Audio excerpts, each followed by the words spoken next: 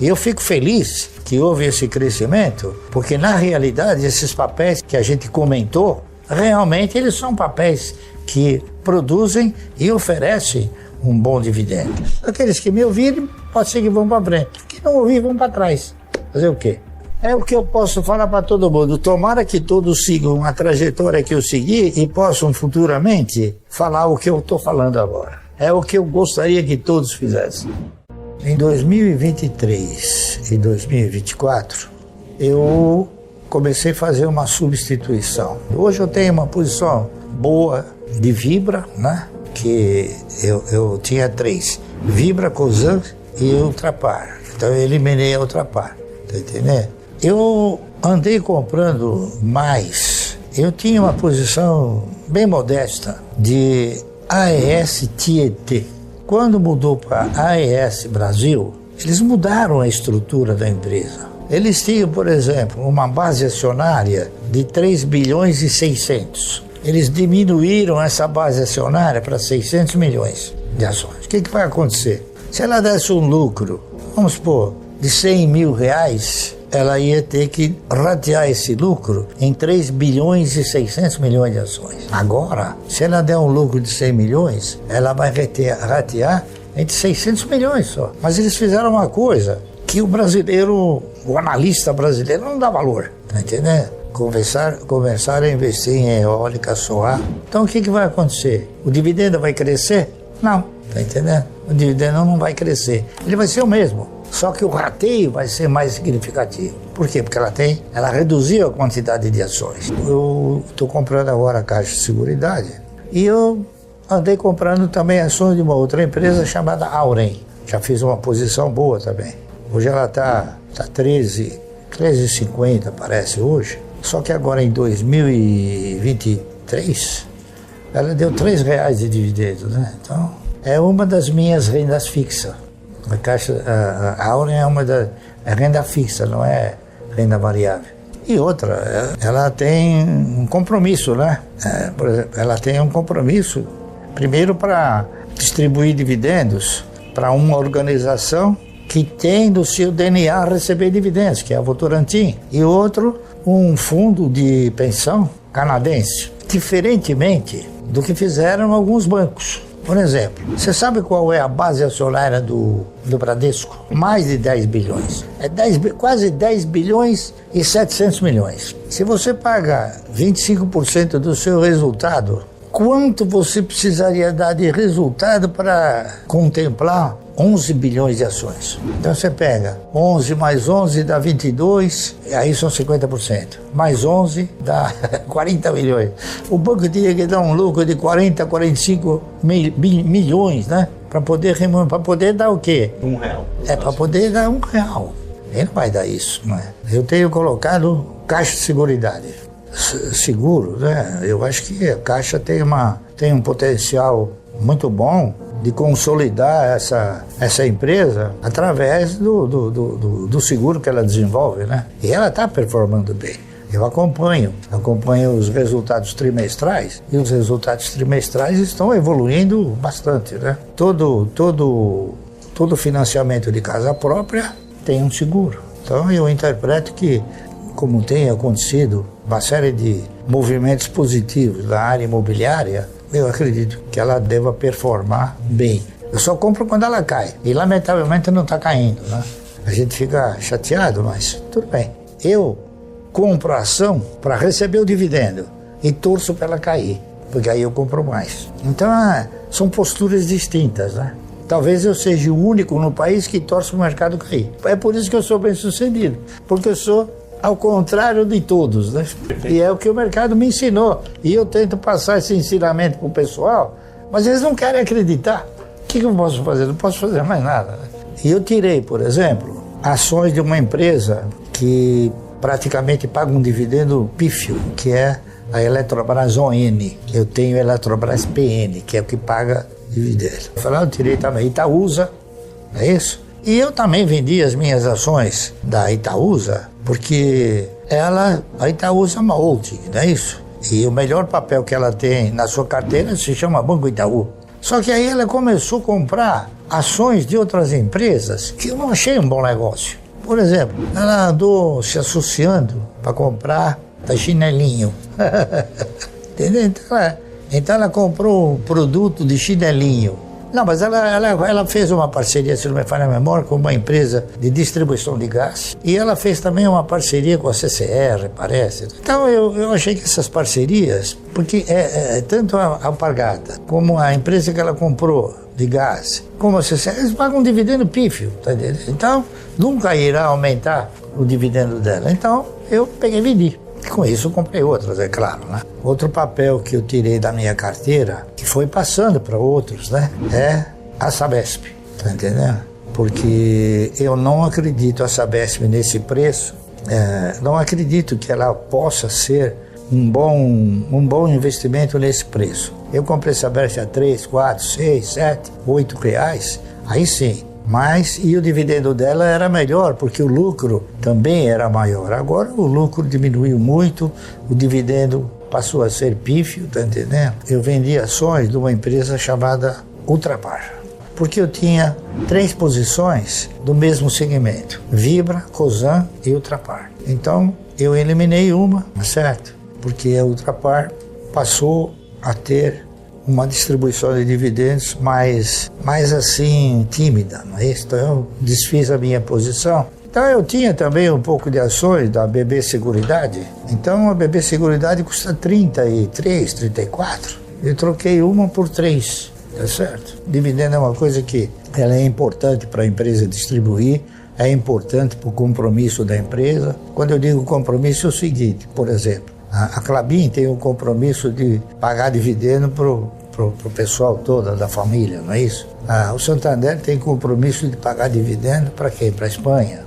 E outras mais, né? A Vale do Doce tem compromisso de pagar dividendo para os fundos de pensão. A S Brasil tem compromisso de pagar dividendo para a S Corporation.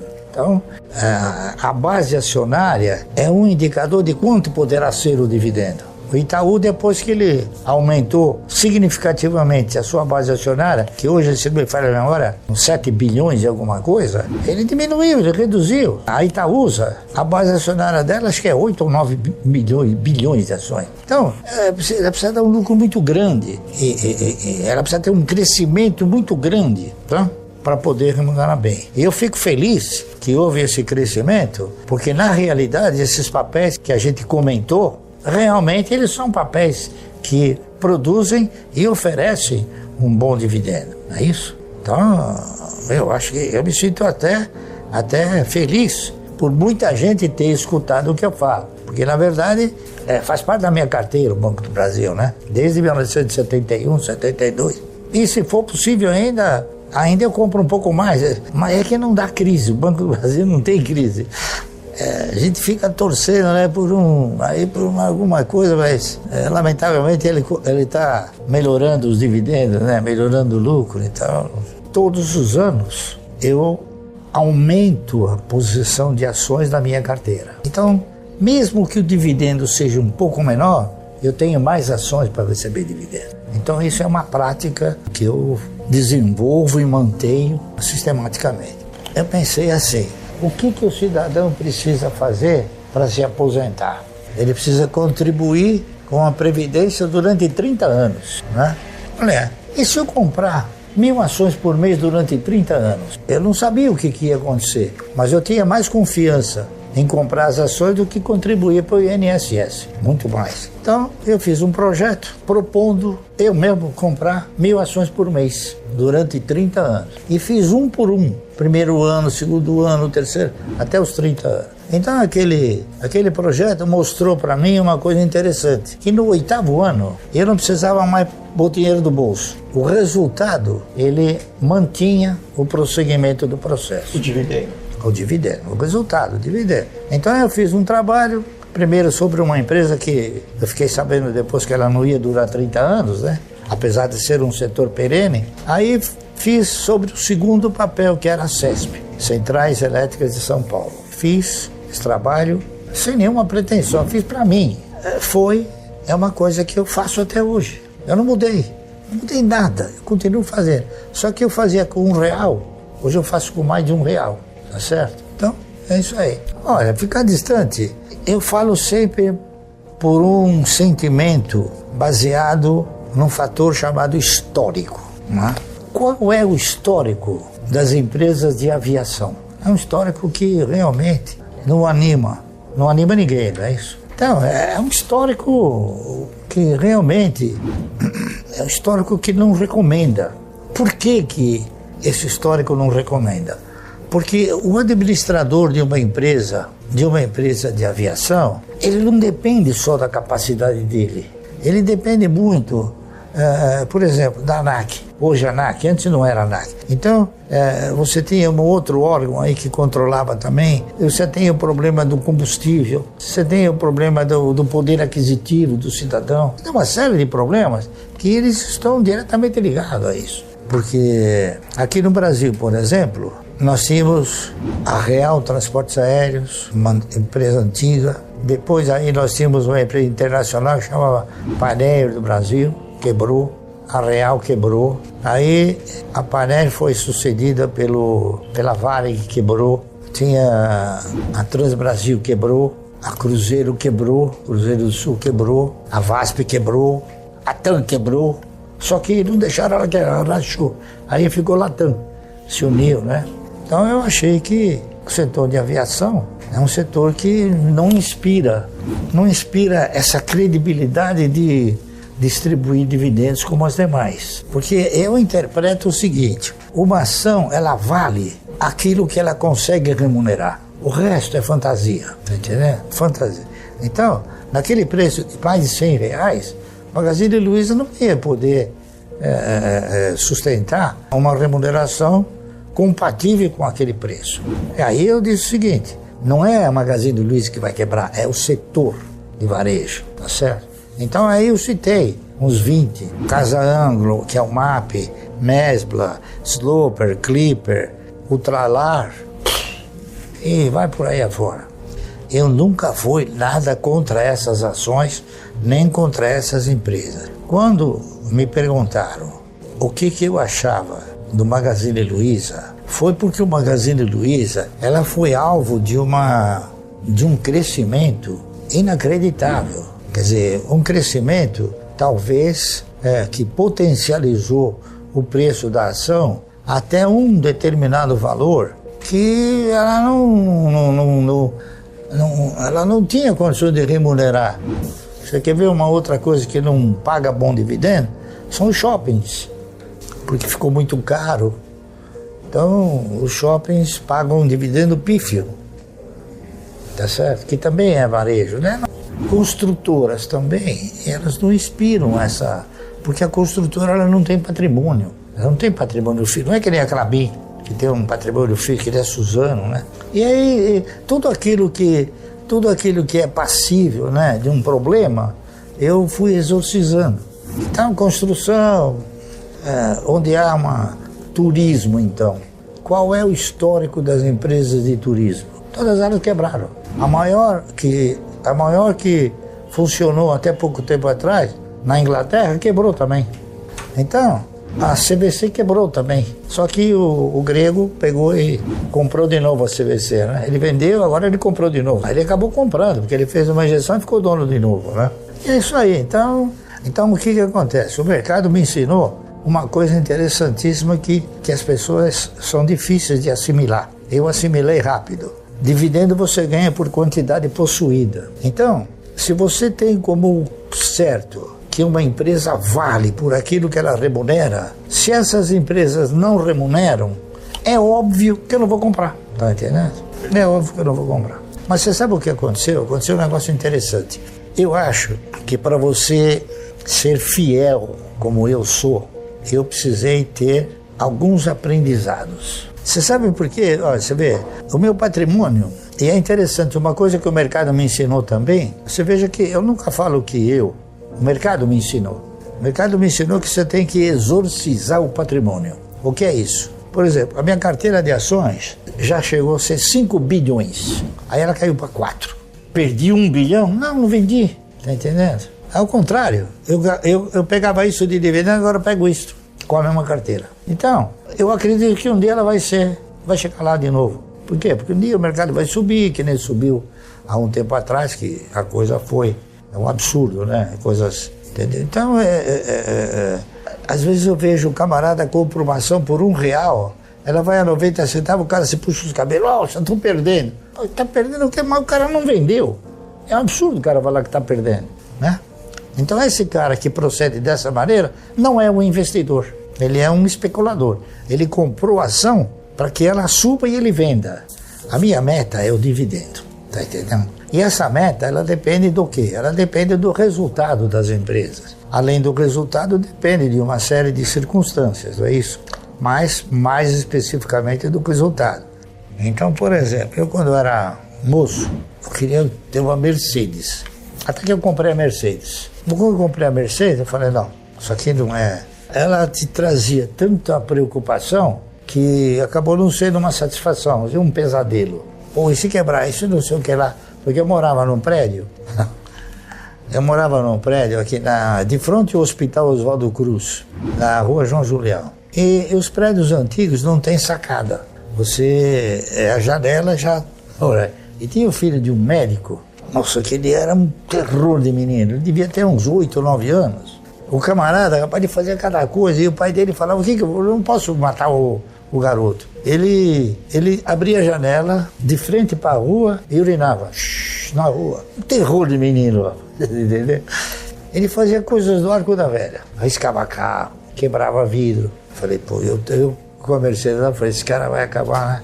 Então a Mercedes passou a ser um pesadelo. Então depois, acho que menos de um mês eu vendi a Mercedes. Mas eu não sou um cara que gasto por impulso. Se você soubesse quantas vezes o cara tentaram me vender coisa por impulso, eu falava, olha, você acha que é um grande negócio?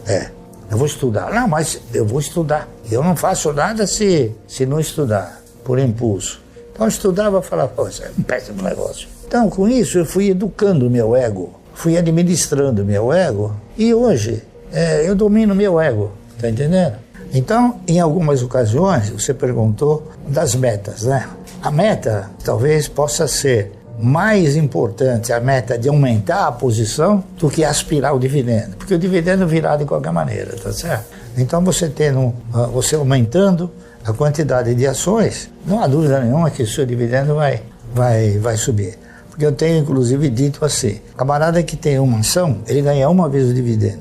Se eu tiver uma ação, eu vou ganhar uma vez só. Se eu tiver 1000 ações, eu ganho 1000 vezes o dividendo. Se eu tiver 1 milhão de ações, eu ganho 1 milhão de vezes. Então, a essência está em você receber mais dividendos tendo mais ações. Tá certo? Então, o que eu fui sentimentalizando na minha vida, eu fui respeitando como um aprendizado. E esse aprendizado eu pratico, respeito, tá certo? E vou vivendo a vida, assim. E com isso eu estou com 85 anos já.